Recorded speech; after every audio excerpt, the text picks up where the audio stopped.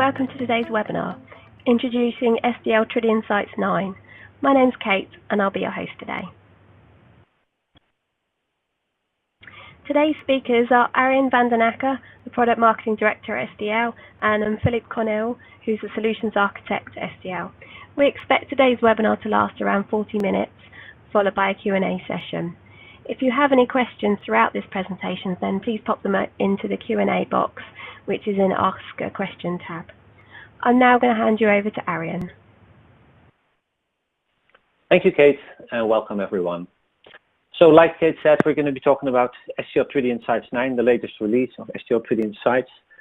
But before we're actually going to do a deep dive into the new capabilities and features, there's one slide I would like to start with here, which sets the context of this release. Because SDL Tridion Sites is part of our SDL Tridion DX portfolio. And SDL Tridion DX is a portfolio of content management solutions and products that actually, as we call it, helps deliver continuous customer experience, because continuous journeys. And you see that in a high-level diagram here depicted on screen. And I just want to make sure everybody understands the context of what we are trying to do with the overarching SDL Tridion DX portfolio, because some of the capabilities that are part of Tridion Sites 9 actually dovetail into this story. So one of the things that we recognize across the board when you look at how companies are delivering digital experiences is that there are a lot of handoffs between, let's say, parts of the experience. So if you look at the traditional way of somebody researching a product, so they look at marketing content, at some point they want to start researching different product options, they buy something, and then they start using the product. Typically, you think about this journey maybe in the context of there's certain marketing content that is used as part of the buying journey. In the post-purchase phase, you might be using product documentation or support information, how to fix issues, etc. But what we see happening, of course, as consumers, we are sort of using all these different types of information throughout our entire customer journey. And before we buy something, we might actually look into the detailed product information to understand some of the specific features of the product. But the reality is today that within organizations, all that content is managed by different teams, by different groups, using different pieces of technology. And that is typically visible from the outside. So if I go to somebody's website and I'm researching a product, I see some fancy videos and some cool product descriptions. But then if I do want to have more in-depth product information, I actually need to start almost like a new customer journey. I need to go into the support section of that website. I need to do the same product search for the product I was just looking at. And then I probably get a whole bunch of search results and PDFs and downloads and manuals, and I just need to find my way through all that information. And then it's quite a disjointed customer experience. And what we are doing with SDL Tridion DX, we're actually bridging those silos between the pre-sale phase, the actual purchase phase, and the post-purchase phase of the customer journey. And schematically, you see how that works on this diagram. So you see the marketing content, which typically resides in SDL Tridion Sites, can be managed through our WCM offering. Commerce content is something we would integrate with, so we've got extensions and accelerators to plug our WCM system, Tridion Sites, into third-party e-commerce systems. But then the product and support content sits in a solution called SDL Tridion Docs. And what we can do with the tier that is called Omni-Content Delivery is actually publish all that information to a variety of digital channels in a very consistent and joined-up way. So all this information goes through the same delivery tier, the Omni-Content Delivery tier. And it means that on a single web page, you could actually blend the marketing content with, for instance, the in-depth product information, so that people don't have to sort of, experience this jointed experience that they have today. And you will see some of the features that we're going to be talking about throughout this webinar actually have to do with this notion of publishing into a shared delivery tier that can access multiple backend content repositories to create that blended, unified experience on the front end. So that's just to set the scene. With that, Philippe, I would like to hand over to you. Thank you, Arjen, and hello, everybody. So let's look first at some functional highlights of Sites 9. Sorry, I'm going too fast. Oh, there we go. So first, as the functional highlights, what I would like to talk about is the concept of regions. So regions are defining sections on a web page or an experience which contains specific content components. So you want to be able to control which types of content go where on a web page. So you can basically structure your page templates with a region schema, attach it to a region schema. And in that region schema, you can define constraints in terms of how many items can go in that particular region and which types of component presentations are allowed. So that means which content type or schema is associated with which component template or presentation, if you will. This makes it really easy for editors to basically add the right content in the right spot or location on a page or an experience. So if we look at this example on this slide here, on the left-hand side, we have a simple web page, like a home page with a welcome message at the top, like a hero banner. We have some content about what the company does, who they are. Then in a different section or region, we have products that are listed there, as well as services, and then the latest project at the bottom in another section. And the way we can structure that now in Sites 9 is, if you look at the right-hand side here, we have a view of the CME, or the actual page in Tridion, and how that relates to the content. So we have the regions defined clearly, like the hero region, the 2 columns layout, 4 columns layout, and gallery regions are detailed there. It also shows how many items can be added to those regions. And so it's clearly structured, it's very easy. If you compare it to the Web 8 type of implementation, for example, you could have a mixture of components that are actually showing up in different places on the page, being listed kind of randomly in the page structure, while here it's much clearer for the editor to work with. So I really like that. You can also try to copy-paste content between regions if the region constraints allow that. And you also have support for nested regions. So let's say if the product and services region that we have here in a 4 columns layout, you could have below that 4 columns layout, you could have specifically a product region and then a services region, and both would be linked or would have a constraint about the services schema and the product schema specifically to have content going in those sections. So anyway, it's pretty nice to structure your experiences this way, and it makes the life of editors easier. If we move forward, we also, when you create regions or when you work with pages that are regions enabled, we have added some usability improvements to help editors, again, add the right content on the pages and make it very easy. So when you select components to add onto pages, the item picker is more interactive. It's more clever, actually, because it can filter down the right pieces of content. So if, for example, you go into a folder to choose some components or content pieces, and some of them are not based on the right content type or schema. Let's say you're adding a hero banner, and then you have some news component in the same folder. Well, the news component will be grayed out, so you can't select them. You can't make that mistake as an editor to add the wrong piece of content because it's just not selectable anymore. And also, if you choose too many items for a certain region, maybe you pick 3 items and 2 are only allowed in that region, the system will tell you a nice warning message to pay attention to that and only select the right number of items for that region. So it's nicer to work with and makes it easier to avoid mistakes and errors when you create pages, and it makes your job faster as a content editor. In Sites 9, we also added image editing features. So this can seem like very simple features, but it's very important, I think, for again, content editors to quickly edit an image instead of having to go into an external tool to just do a simple cropping or resizing activity or transformation on the image. They can do it straight from the interface, so either in the Content Management Explorer or from Experience Manager in an editing interface. You can do things like cropping, resizing, rotating, flipping images. If you selected an area for cropping, for example, you can have the drag motion to drag that zone. You have undo and redo, so you can really play around and make mistakes and go back and forth with your edits. And when you're happy with your transformation, you can save it. And what happens is that it creates a new version of that image. So it's a single multimedia component that you're working with there, but you have in your version history a new version. So you can roll back to the initial state of that image. You can work with it as a single item, which is quite handy as well. And now I'll hand it over to Arjen again to talk about experience optimization. Thank you, Philippe.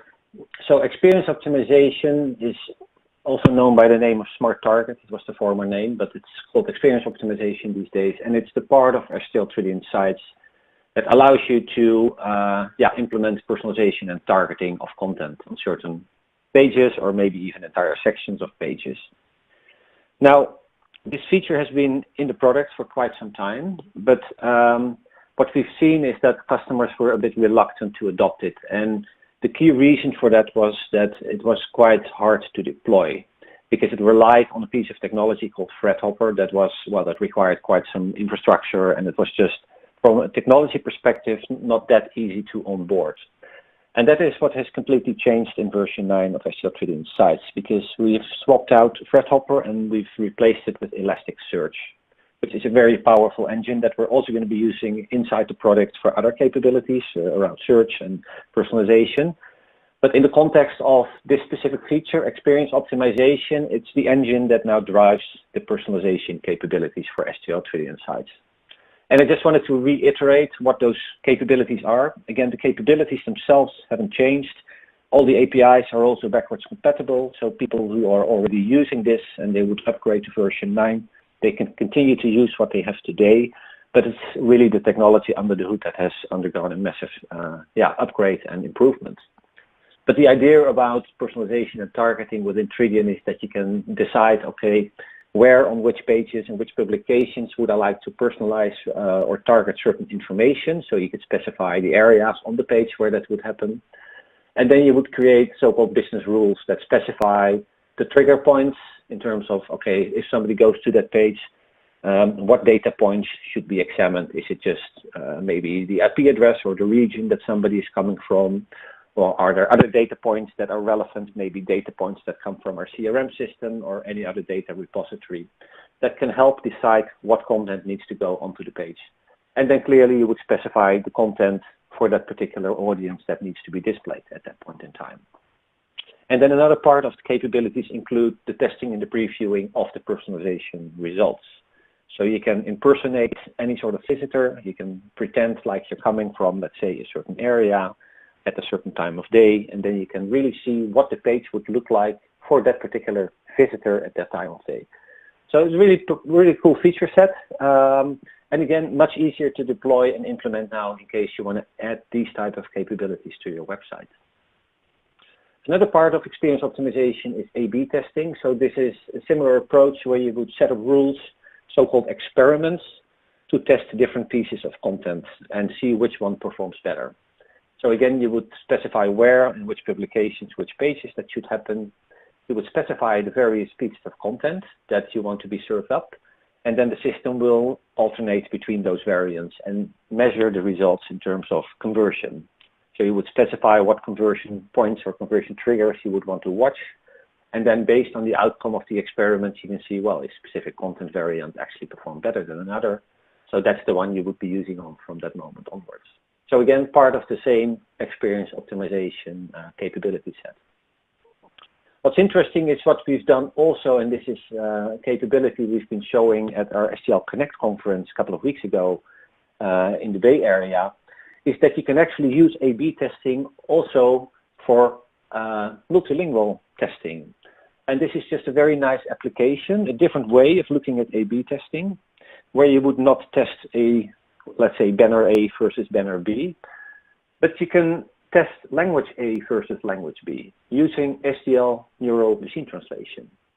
And as some of you who are watching the machine translation space may know, that massive progress is being made in the neural machine translation space in terms of the quality of the translations And in some cases, even people can hardly distinguish machine translated content from human translated content anymore these days. So if you have a use case where you say, well, I'm considering, should I, for instance, translate a certain page or a certain section of my website, or maybe even launch a brand new website in a new market or a new region, but I do not yet want to make the investment of full professional translation. I want to start with machine translation and see if actually the results of a translated page are better than the one in the source language. Well, that's the sort of A/B experiment test that you can set up with experience optimization as well in Tridion Sites now. So the way that this would work is you would set up the experiments. You would then decide, okay, which pages are going to be part of this A/B test. It could be a single page, let's say a campaign landing page, but you could also say it's an entire microsite or maybe even an entire website. And once you've done that, you would specify the target languages. So do I want to test in one target language, or maybe because this is neural machine translation, you could easily select a wide range of languages. Because yeah, machine translation is relatively cheap, so it would be quite a no-brainer to say, well, we can do this in more than a single target language. And then once you've done that, the last point is that you would specify, what do I consider to be a successful experiment? So what sort of improvement in conversion would I like to see to, well, to make the decision, yes, the translated page is performing better than the traditional source language page, which is, of course, in many cases English, but it could be Japanese or some other source language page. So these are the things you would set up as part of the experiment. You would then start the experiment, and visitors would go to your website, and this would be like an A/B test. In some cases, they could be receiving the English version of the page. In other cases, they would get the translated version of the page. And there would be options on the page for visitors to self-select if they wanted to. But in theory, the A/B test would serve up both types of pages to different visitors, and then measure the results. And based on those results, the system will track, has the goal conversion algorithm reached the sort of final stage? Have we reached our targets that we set? And if so, the system can decide to automatically use machine translation from that moment onwards for those pages. Alternatively, you can say, well, it was hugely successful, but we do want to have professional human translation, but the experiment has actually shown that there is proper ROI on translation. We've justified the cost of well, investing in professional translation. And for this particular market, we're going to pull those pages through the usual translation process with our language service provider. So there's a lot of different ways you could apply this to test new markets, to test campaigns, and really get much more interesting insights in terms of the efficiency and effectiveness of translating pages than what you've typically been able to use before. So a really cool application of A/B testing, I think. Now we're getting into another section of version 9, because one of the new features and capabilities revolve around this notion of omni-content. And I refer to the slide that we started off with, the Tridion DX overview slide, where you saw both marketing content and product information being served up, coming from different backend CMSs, but still in order to drive a single continuous customer experience. And I just want to illustrate that with an example here so that it becomes more visual and you have a better understanding of what we're trying to achieve with this and how this could potentially apply to your organization. So here we are showing a web page of a fictitious company. So this company sells solar panels. And on this particular page, you see this is a typical product page where some images are being shown. There's a little bit of description on the product. But also there is technical information here. There are specifications on this page. And in the bottom left corner, you see actually related articles with more in-depth information. And what is happening with a lot of websites these days is that either this information needs to be manually copied and pasted from another system into the CMS.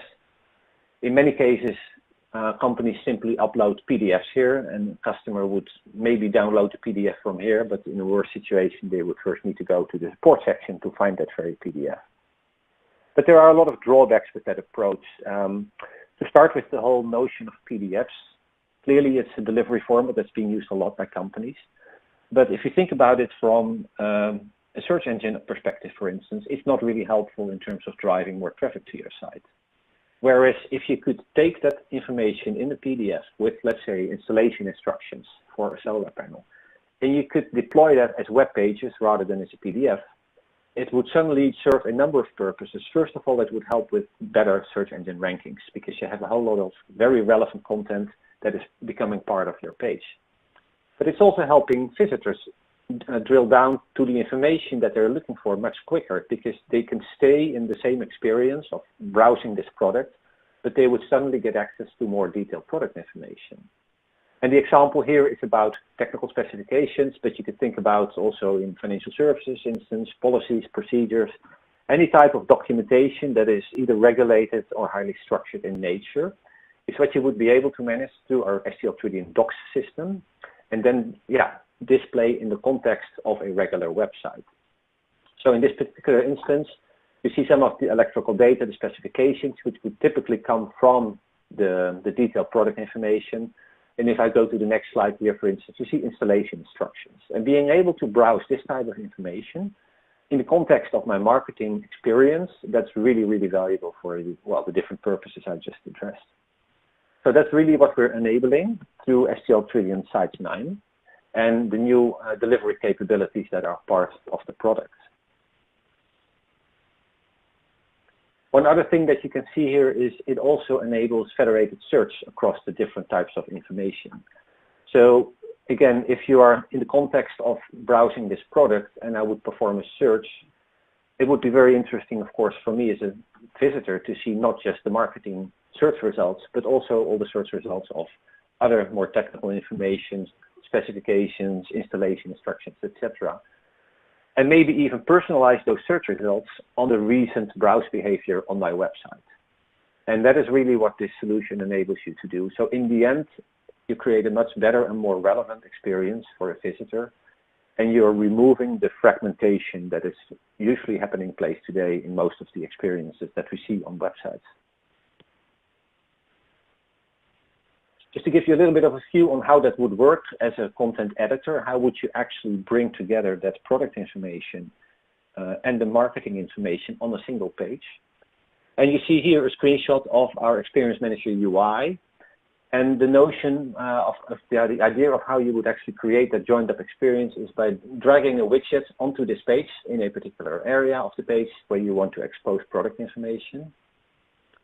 And then based on product metadata and the classification system, you could pull in dynamically the relevant information from the product information system backend. And in some cases, or in many cases, this will be based on a taxonomy structure. And as some of you may know, SDL Tridion Sites has been able to cope with taxonomies for quite some time. So you can create taxonomies inside Tridion Sites, you can populate them, you can manage them. And what we've done in this version, we've made it accessible to SDL Tridion Docs as well, so that both systems share the same taxonomy. And now you can simply classify your product information and your web content against the same taxonomy, and you can dynamically blend them together on a single page. So on this particular screen, you see how we specify the product category and the family names, and then dynamically the system will retrieve the right product information and blend it in with the rest of the page. So a very powerful way of creating these more seamless, continuous customer experiences. And we see applications in a wide range of industries. Clearly, you will need to have some sort of structured information that describes either your products or your services. But in many cases, there is a need to expose this information beyond just PDF downloads and make it more integrated as part of the customer experience. So with that, I've concluded this part of the story. And Philippe, over to you now to talk about some of the more technical highlights of version 9. Yes, thank you, Arjen. So in terms of technical highlights for this version, we're going to start with some architecture evolutions and innovations. So if we look first at the architecture up to now, in 2011, 2013 types of deployment models, you're all aware that we had a decoupled system where the content management server is separate from the content delivery environment. So you create your content, you have different versions, workflow approvals going on in the content manager, and you publish your content out to content delivery system. which was combining your web application logic as well as the SDL capabilities in the sort of the same environment. Now, moving on to Web 8 and Sites 9, we also added this separation between the web application and the SDL logic, which you may know as the CIS, Content Interaction Services, or the microservices capabilities that we provide. It's now called Dynamic Experience Delivery, or DXD. And that allows us to basically scale better, but have also a strict separation of concerns and make it easier to maintain and upgrade your web applications, as well as our microservices, just because they're separate. We'll talk about containers as well. We'll also added container support.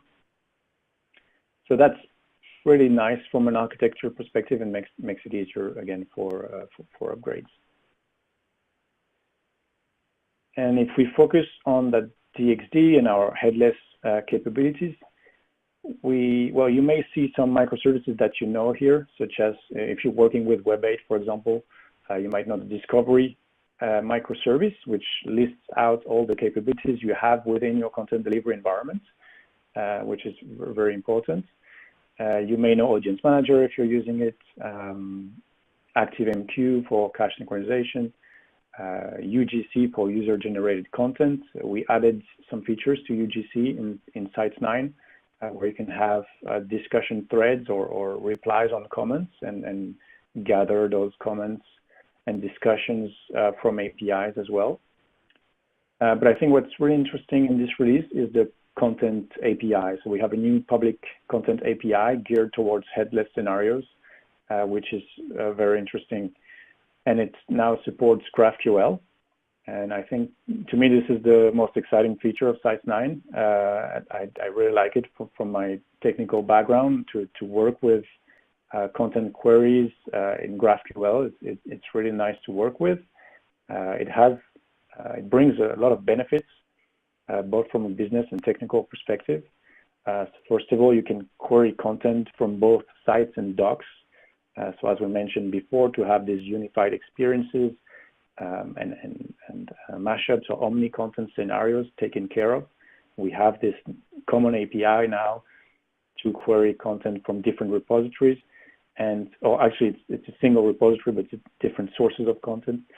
And we're actually working on opening that up in the future for other content sources as well, so that you can really standardize your front end or your content delivery on the same technology with the same set of APIs to query any type of content.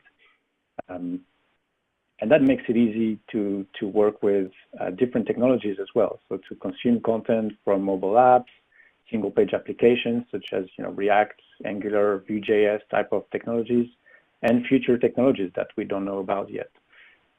So this is really nice to work with. I think from a query perspective, what I like is that you can create single-trip requests that return exactly the data you need. So in your query, you can define if you want metadata or not, if you want this field or the other, so that you can really get the JSON output that you need to work with in your application. It's also self-documenting, so when you're discovering the capabilities of the API, it's really easy. It's just in the client tool, and it supports multiple client tools to work with and create your queries as well. So really excited about this one. That's coming back to the scenario, the omni-content scenario that Arjen talked about. So again, the similar slide where we have a set of taxonomies that we use to classify content both in sites and docs tools or systems. And this allows us to query those, query this content from a single query, for example, or from a GraphQL query to get the docs content. If you're using DXA, well, you'll be happy that in DXA 2.1, which is to be released in the next few days or a couple of weeks, we have support for these omni content scenarios through a static and dynamic widget, and then editors can easily select the taxonomy they want to filter the content and query the content for. or if they want to display a link or a certain number of items like knowledge-based articles or product specifications or a user guide paragraph and so on, they can configure this widget to surface that content directly on the site. The way it works behind the scenes is through a taxonomy connector between those two systems, sites and docs. And again, when you're publishing content, either component presentations or publication and topics for docs, it gets into the DXD repository, and then the API makes it easy to query this content and surface it on a web page, but also in any technology or application. Especially for docs content, you may want to reuse that content somewhere else, like in an iPad app for engineers in a factory to assemble certain pieces together following a guideline. But there are many use cases. I think Arjen told me about an intranet use case as well. I was not aware about the other day. Maybe you want to talk about this for a little bit. Yeah, definitely, because it's quite interesting. So the use case and the example we were showing earlier here was about an external-facing web page. So we have this solar panel company, and we are blending, let's say, product information with marketing content to create a more seamless customer experience. But we see similar issues actually inside organizations where they struggle to inform their own employees with the right content. So if you think about the typical intranet nowadays, and many of them are based on SharePoint, whether we're happy with it or not, it's today's reality. But a lot of companies are struggling basically with the file-based nature of the system and the fact that it is really hard to find the right information. And we have customers actually that came to us and say, well, we struggle so much, we are sort of revamping our entire internal intranet or internal employee-facing portal, and we're going to use Tridion technology actually to solve this problem. And there are two ways that we actually see that they're doing that. One of them is to use our structured component management system, Tridion Docs, to manage their documents moving forward.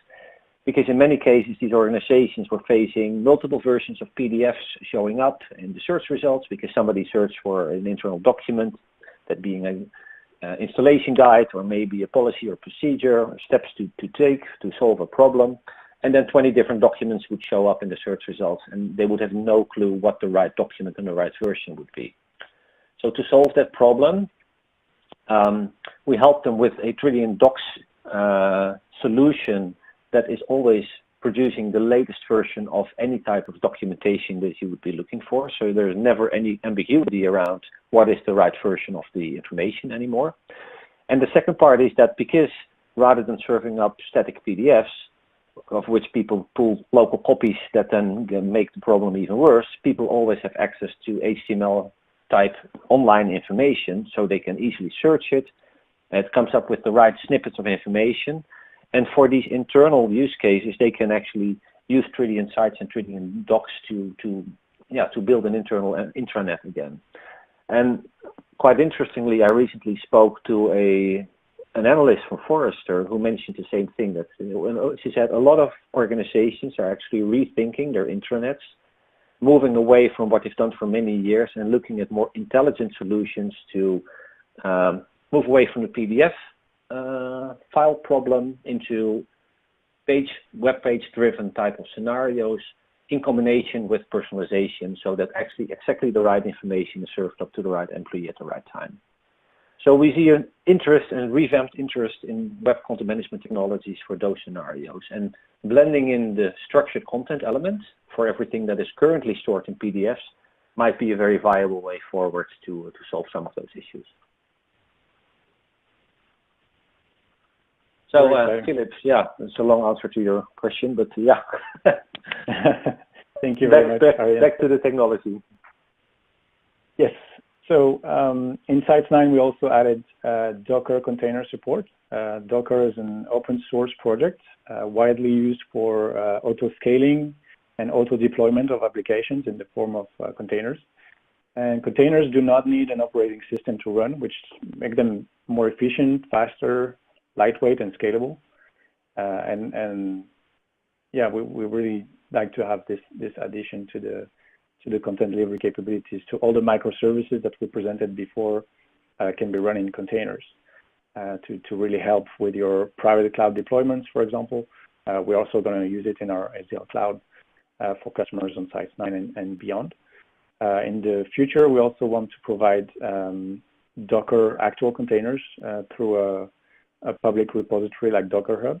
But in the meantime, we will provide to customers our Docker templates or Docker files so that you can build and launch your own containers based on that. And we also added support for SAML 2.0. This is for single sign-on purposes. So very important as well to some of our customers who are using Azure AD, Auth0, and different identity providers to really enable a seamless solution across their enterprise, across the different systems, in the way users log in to those different systems in the corporate network. So this allows us to basically connect to the CME, or so the Content Management Explorer, or the Experience Manager in line editing interface secured through SAML, and then have the right authentication and permissions assigned to our users. You also have group mappings capabilities, so you can actually map Active Directory groups to Tridion roles or groups in Tridion as well. So this makes it easy when you hire somebody and you add it to your Active Directory, for example, in the right group with the right group memberships. They will get access to Tridion right away. So you can, if they attempt to connect and they have the right password, of course, and authentication, then they get access to Tridion right away with the right role assigned, so they can perform their tasks. It's just faster and easier to maintain from that perspective. And with this, we're going to talk about cloud now. I'll leave that to you, Arjen. Yes, thank you. So, as some of you are hopefully aware and probably aware, is that SDL offers SDL Tridion Sites as a cloud-hosted offering as well. Some of the customers on this webinar are actually using it today. But there's some interesting addition to our cloud family, I would say. But just first, let's very briefly reiterate what we already offer in terms of cloud models, which is what you see on the left-hand side of the slide. And the first model is called Content Management as a Service. And this is really where we would take care of hosting the backend, the authoring environment, including all the upgrades, all the maintenance, everything else. But the entire delivery infrastructure would still be owned by either the client or the partner on the client's behalf. But this is clearly a way to get rid of the overhead of managing and maintaining the SDL Tridion backend. A variation of that is the second one, which you see, Content as a Service, CAAS, and that is the same as Content Management as a Service, but we also host the microservices-based delivery endpoints. So from the previous slides where we were showing the high-level architecture, this is what was called Dynamic Experience Delivery, or DXD. So we would host the authoring environment, and we would host the microservices from which a web application or another digital touchpoint could query content and then display it. And the third option is where we would host everything, not just the backend, but also the dynamic experience delivery, microservices, and the entire web application, or web applications, plural. And this is a fully managed service that we can provide as well. Clearly, this highly depends on the needs of the organization, and if there are specific requirements in terms of integrations or other things that dictate what is the best option.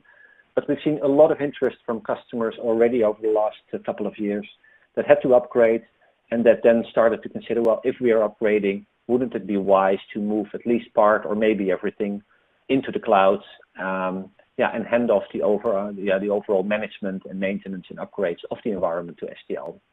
So these are very viable options if that is something you are considering.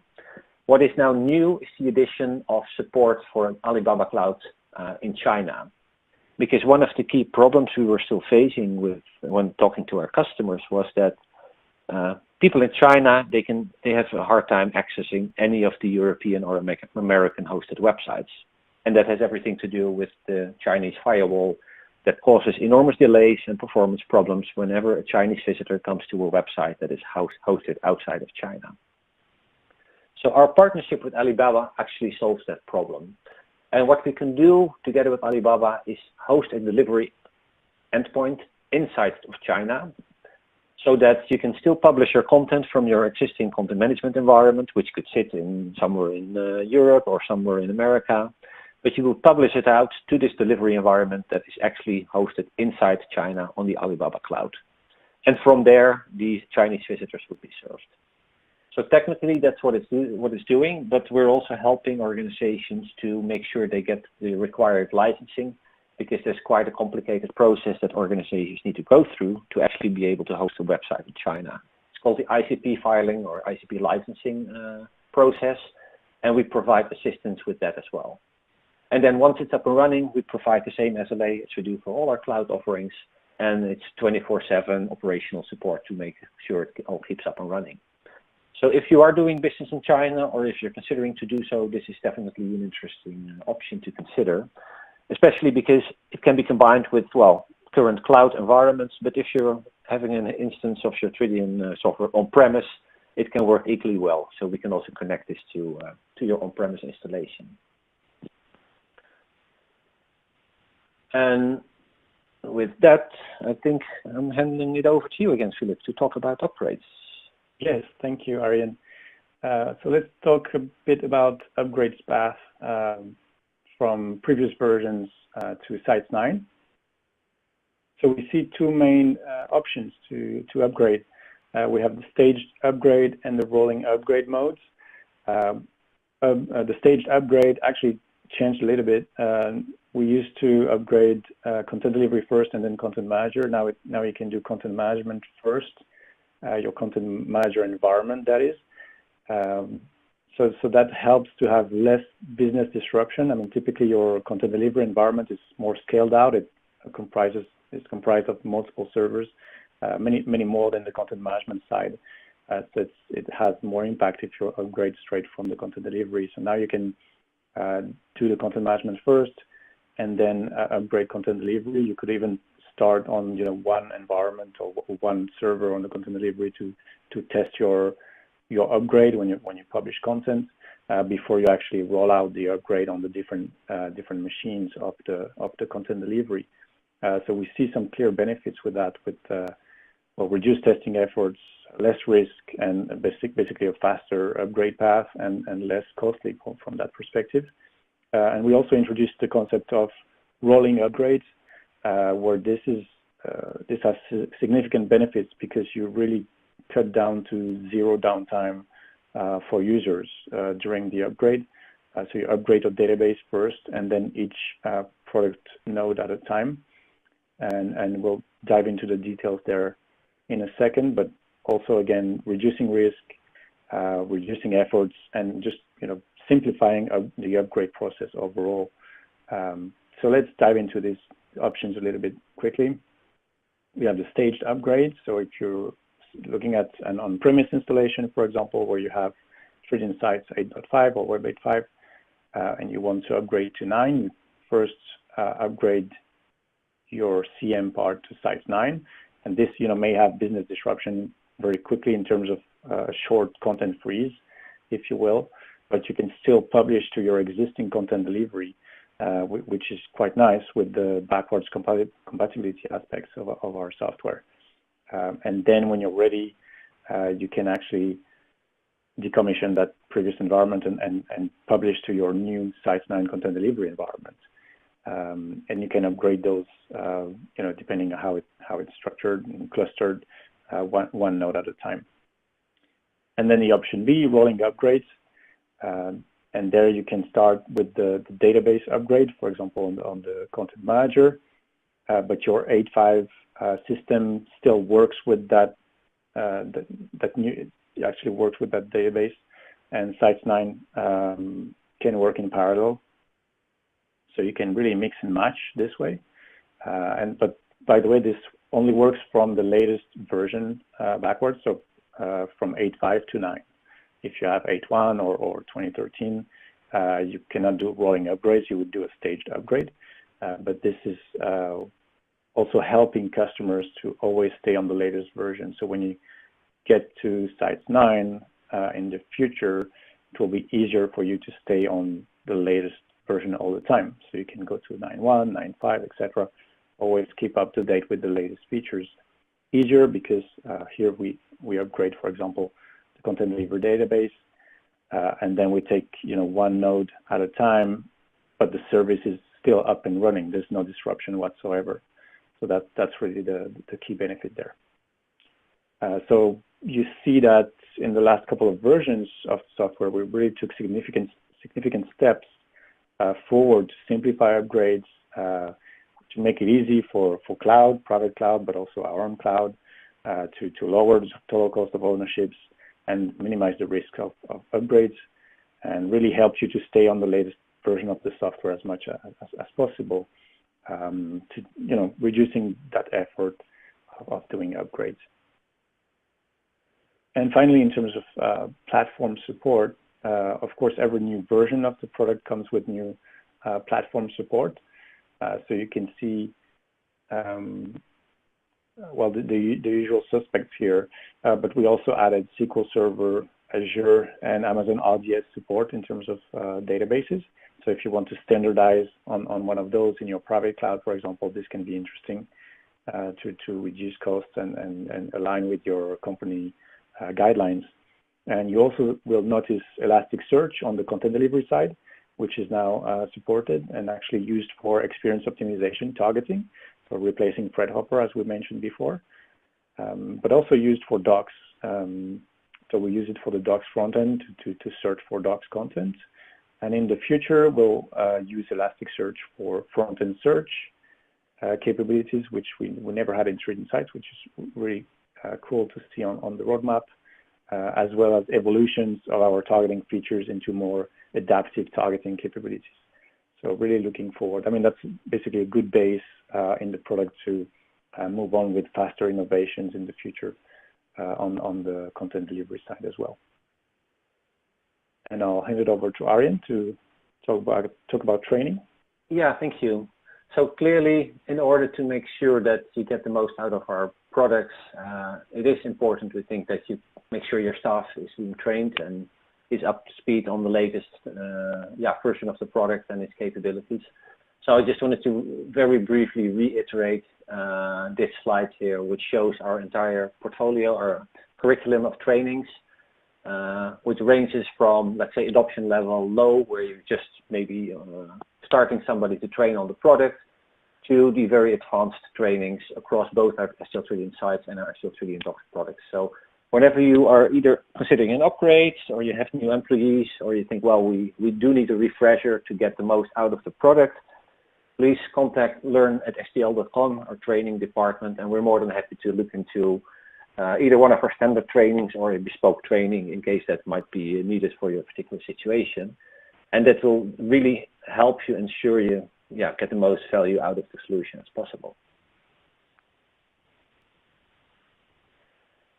What I would like to close off with here is a brief glimpse into the future. So we're not doing a complete roadmap session here or anything, but I think this slide that I'm going to show you is very relevant to put forward here. And that has to do with the user interface of the product, because we're actually building a new UI for the product. So even though a lot of people have been working with the Content Manager Explorer for many years probably, and some of you are using Experience Manager, we felt that these interfaces, they were designed a couple of years ago in an era where web user interfaces simply look different from how we would just design them and build them today.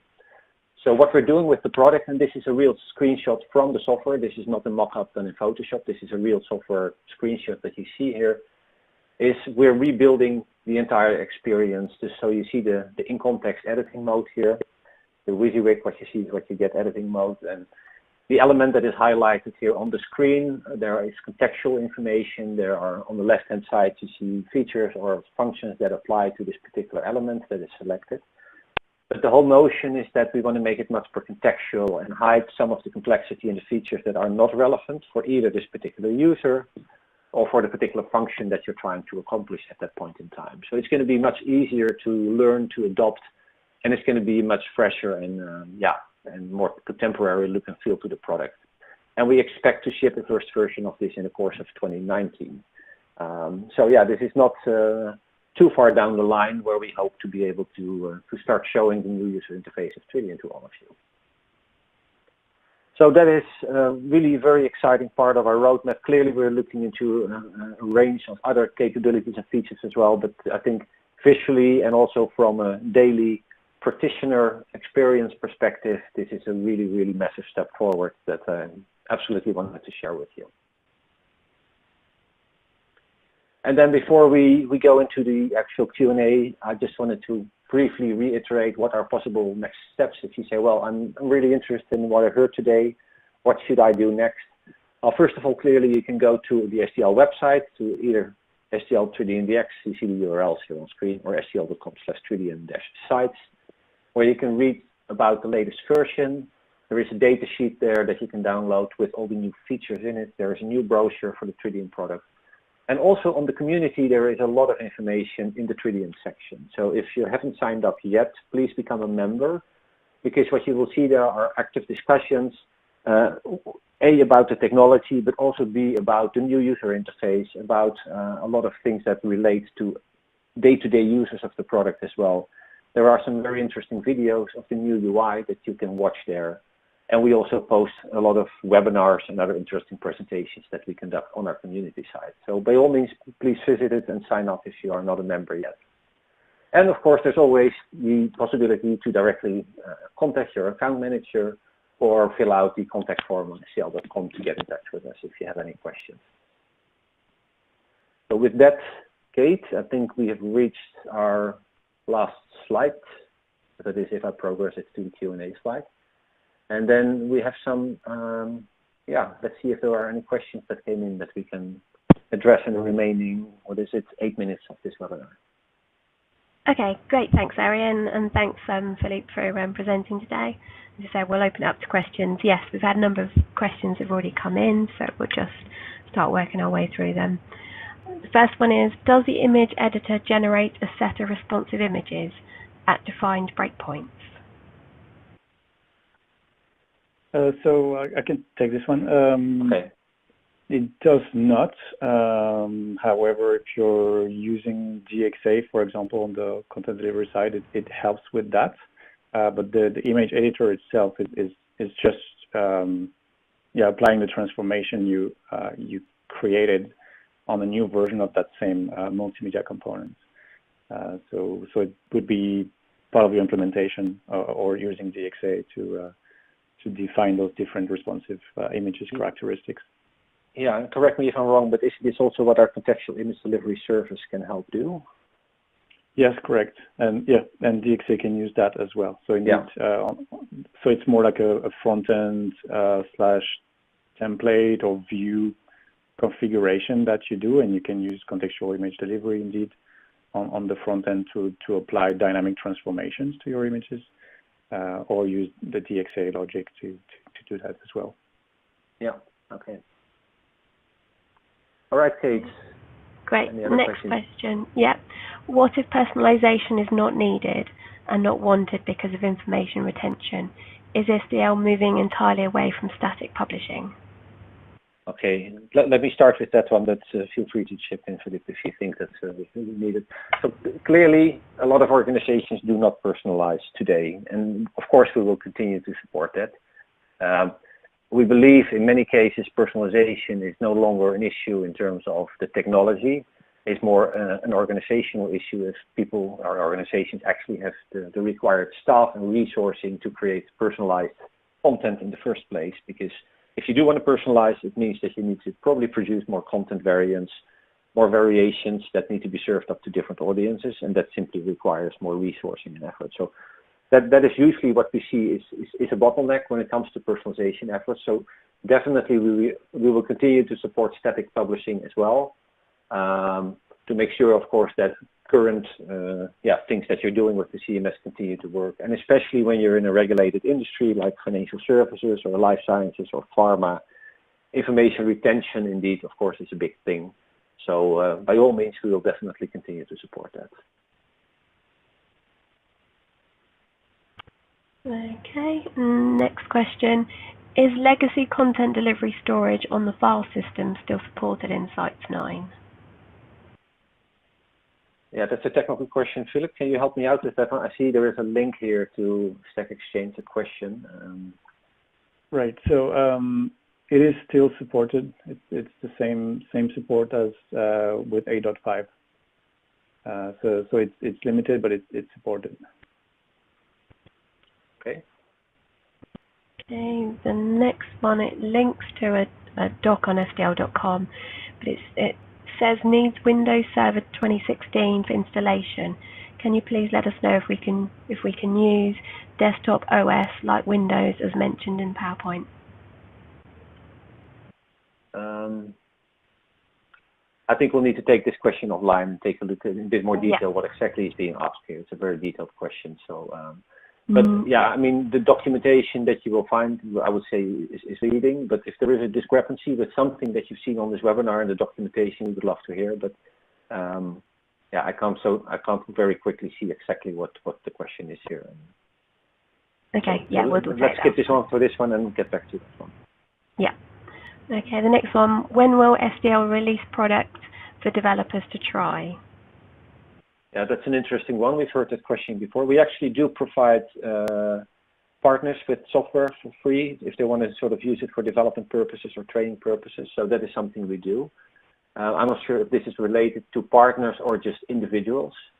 That is something we don't do today. If there is a need, or yeah, I'm happy to have that discussion. I'm not sure who the question is from, but feel free to reach out to me directly, and we can discuss if there are needs. Yeah, if there's a need for this.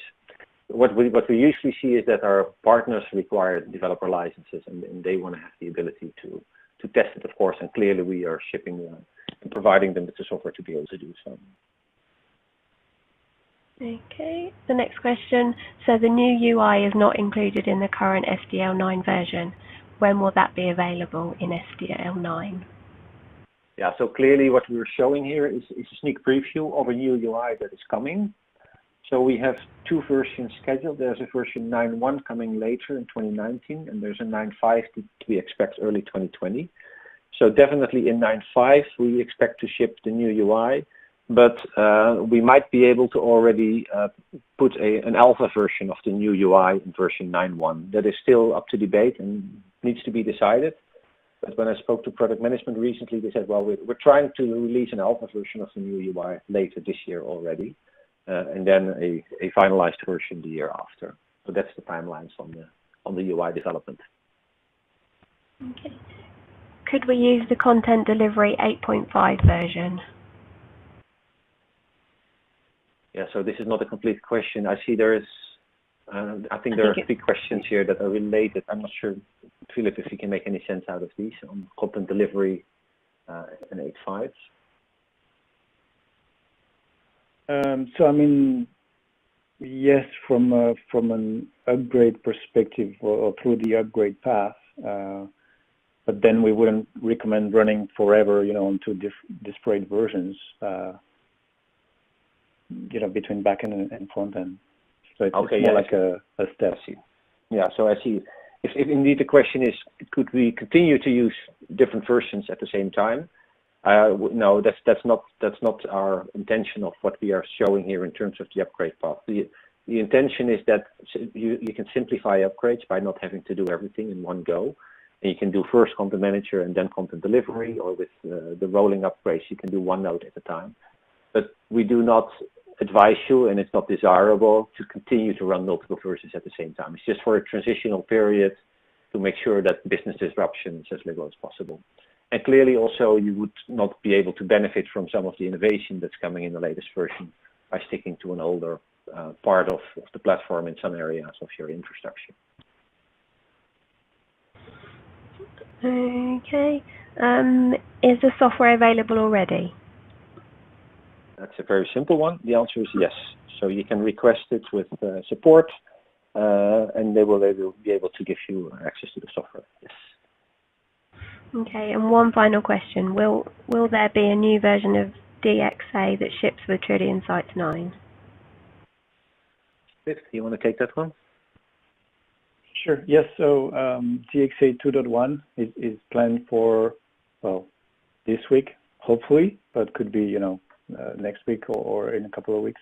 But really shortly, we'll have DXA 2.1, which supports Sites 9. So that's still open source, and you'll find it out there on GitHub. Okay. Great. Thanks, Philippe. That's the last of the questions. So I think that's just the time. So I just want to say thank you for attending our webinar. Don't forget to visit the links and attachments section, which has more information for you to download.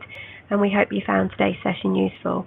We'll follow up with anybody on those questions that we weren't able to answer. We'll follow up with you tomorrow on those. And we look forward to seeing you again on one of our next webinars. Have a great rest of the day. Thank you.